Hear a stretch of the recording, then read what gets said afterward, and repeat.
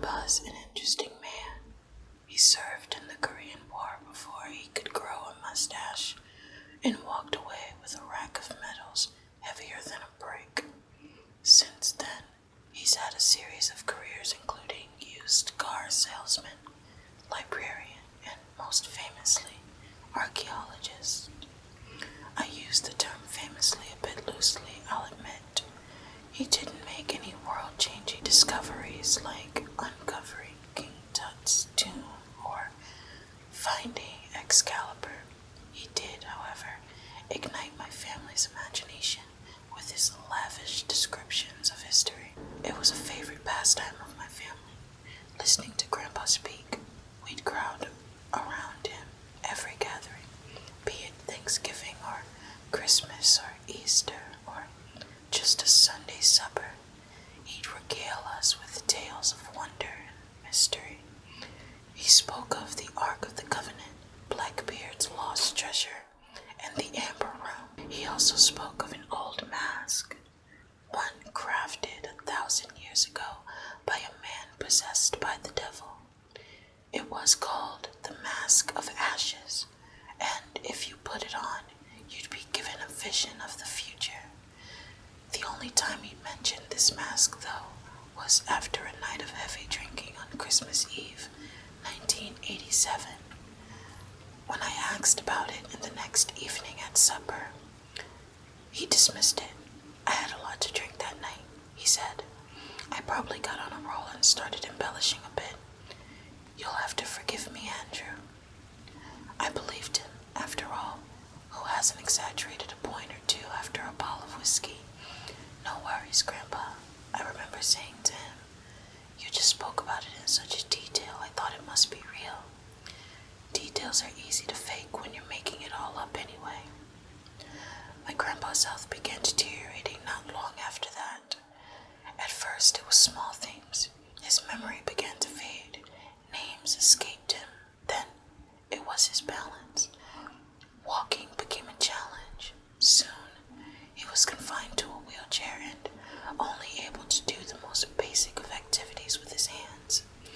His skin turned sallow and pale, and the bright blue of his eyes faded to a shade above gray. Once an avid gardener, his flowers withered and died without his attention. Soon, too, did his lawn. It wasn't long until his lovely red house looked more like a condemned property, covered in dirt and worn out from the weather and years. As a family, we tried to keep up with the maintenance as best we could, but still the floorboards would rot and the wallpaper would peel. It got to the point where even being in the house felt draining. To ensure Grandpa got the best care when he needed it, we hired a live-in nurse to look after him. Unfortunately, the nurse passed away shortly after from a heart attack. We hired another. She quit, citing respiratory issues. Then we tried once more, this time ensuring we hired a young man with no prior health concerns. He wasn't even 30 years old yet. Not long after, though, he quit too, complaining about deep pain in his legs. It became clear that without the upkeep the house needed, something toxic had taken root. After consulting an inspector who couldn't locate the source of the toxicity, we decided to have Grandpa moved into a nursing home and have the house torn down. We agreed to pack Grandpa's belongings as a family, and after all, it seemed risky hiring a moving firm when there were so many valuables laying about from his archaeology digs. We picked a date and showed up armed with respirator masks, rubber gloves, and more cardboard boxes than an Amazon warehouse.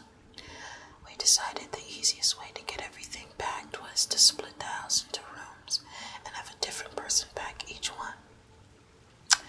After a brief discussion and some heated coin flips and games of rock, paper, scissors, I drew the short straw and was left with the toughest room of all of them, the attic. Truthfully, I didn't mind so much. Like I said, my grandpa was an interesting man, and I was certain he'd have some curious knickknacks squirreling away up there. So I headed upstairs and pulled down on the dangling ceiling cord. The attic's wooden steps drifted down with a haunting groan. A moment later, and the smell of old books, parchment, and rat droppings greeted me. Given my grandpa's condition, I couldn't be certain the last time anybody beside the inspector had been up here. If I had to take a guess, though, I'd say it's been well over a decade. I ascended the steps into the attic and squinted as my eyes adjusted to the dim light. It wasn't anything special, very typical as far as attics went, complete with a low sloped ceiling and plain wooden floors. Boxes had been piled anywhere they could fit, with a tight path winding between them that led to the far side of the room, where a dusty desk sat in the faint sunbeam of a dirty, cobwebbed window.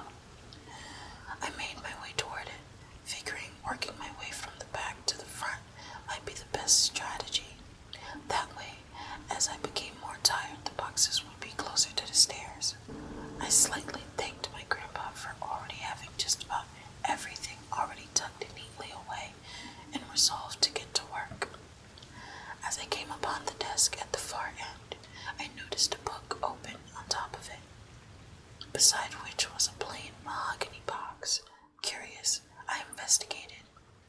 No doubt this was the last project my grandpa had attempted to undertake before his health failed him. The book looked old, older than any book I'd ever seen. Its pages were yellow and curled and looked to have been penned by hand. It was bound with sinew between two thick leather covers. Creepy, I said, softly brushing my hand over the surface to clear the thick layer of dust. It revealed a page littered with symbols. Whatever language it was written in used sharp, jagged characters to denote its alphabet.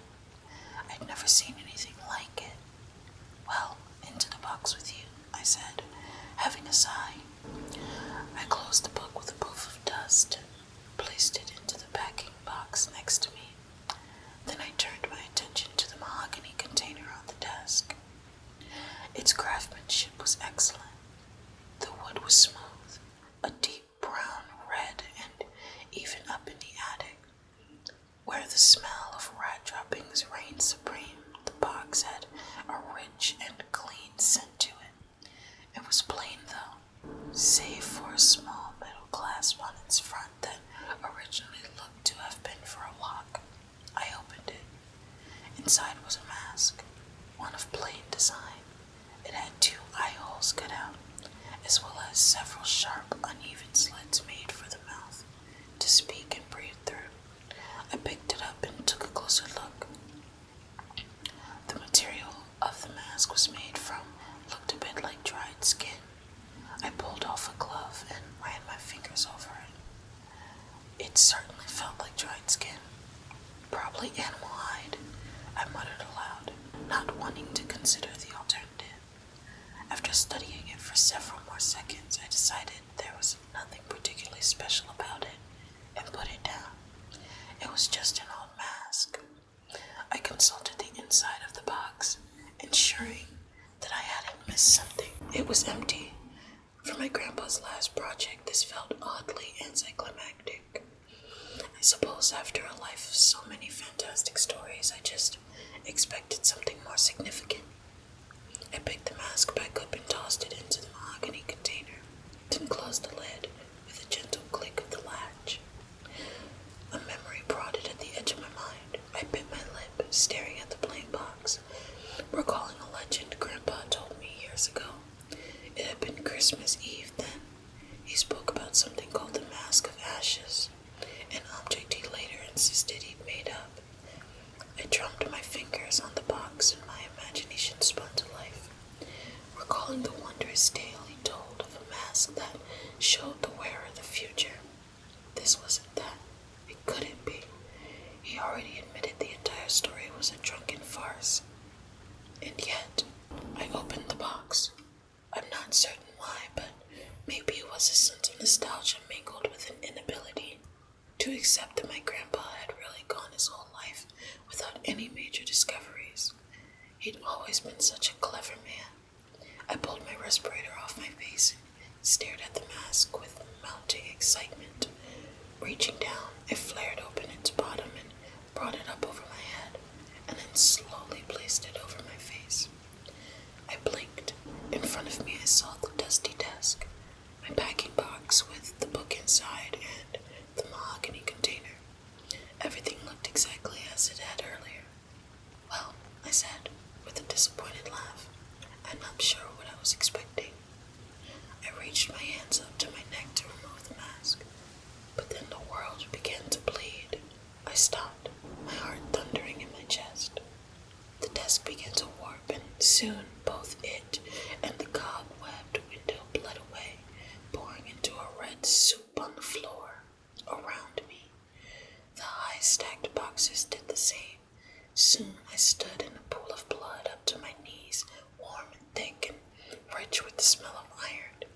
Incredible, I breathed, unable to contain my fascination. I took a step forward, and the pool of blood shifted, creating small waves and ripples upon the surface. For several moments I gazed around in stunned silence, hardly able to believe what I was seeing, what I was feeling. After all this time, Grandpa truly had made a massive discovery. His final project was also his greatest. I had to tell my family. I had to tell the world. This was more than discovering some rusty sword or old treasure. This was something that would change the way we understood the world history and religion entirely. This was something unlike anybody had ever seen. I pulled the mask off my face and, beaming, turned to leave the attic. The blood shifted. It sent a wave cascading forward, and I realized the attic was gone entirely. The space around me was a pool of crimson as far as I could see. My smile faltered. I looked down at the animal hide mask in my hands and noticed it was gone. I thrashed forward through the blood, moving toward where I knew the attic door ought to be. I held my breath and dived down, running my hands over the ground and trying to find the latch that would release the stairs and free me from this nightmare. The ground was entirely smooth. No latch, no stairs. I emerged from the pool with a gasp of air, then shouted and screamed. I called for my father, my sister, my aunt. I called for anybody at all. Do you mind? A voice croaked. I wheeled around. In a splash of blood, a great creature, 12 feet tall, loomed before me. Its legs were curved with thick hair in the fashion of a goat, and its 4 eyes were made of fire. You're making a bit of a scene, it said. We can hear you 2 circles down. I swallowed my panic, both mounting at the sight of this monstrosity and waning at the indifferent casualness of his voice. Who are you? It rose 4 eyebrows and reached out, clasping me on the shoulder with a long-fingered hand. It pulled me into a tight squeeze at its side. That's more like it. Name's Lucifer, but you can call me Lou. You're a little late, but we should be able to fit you in. He snapped his fingers and a piece of floating parchment appeared before him. He swiped at it with a finger, and I noticed my name was crossed off in a rather dramatic line of fire. That's all 4. We're ready to go, he said. Ready to go? I squirmed away from him. This was turning into a full-blown acid trip territory. Nothing made sense. The attic, I decided, must have been the source of the house's toxicity problem. And now I was having some kind of hallucination from direct exposure. Sorry, I said. All for what? Horsemen. Lucifer said with a serrated smile. We're already running behind those, so if it's alright with you, I'd like to skip orientation and get this apocalypse started.